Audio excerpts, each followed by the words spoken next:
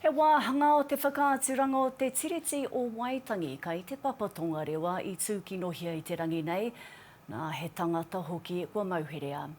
E ai ki tētahi māngai o te papa I tūkinohia tētahi pai whiri rākau me te rerena Pākehā o te tiriti o Waitangi, mā te paita me tētahi momo mihini hiko.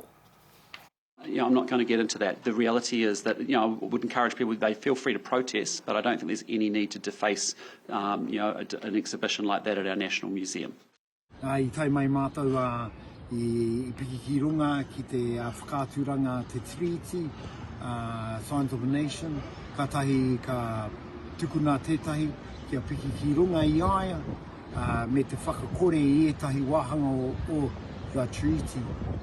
Nā reira, ko te whakaaro ia, I puta mai I ngā whakawhitiwhitinga me te papa.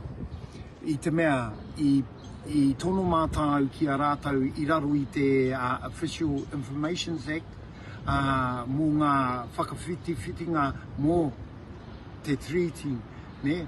And I whakahokia mai etahi kōrero ko te nuinga kua whakakorea. Nā reira I whakaaro I te pēnā rātau, ka pai koe rā tā mātou ki a rātau. Nā reira I tai mai mātou I tēnei rā ki te tutuki I tēnā wawata. He tāne hoki hōki o ki raro mā te taukaea o roto I te whare me tētahi kani oro. He paita hoki ki te tūkino I te whakaaturanga e kia nei te Signs of Nation.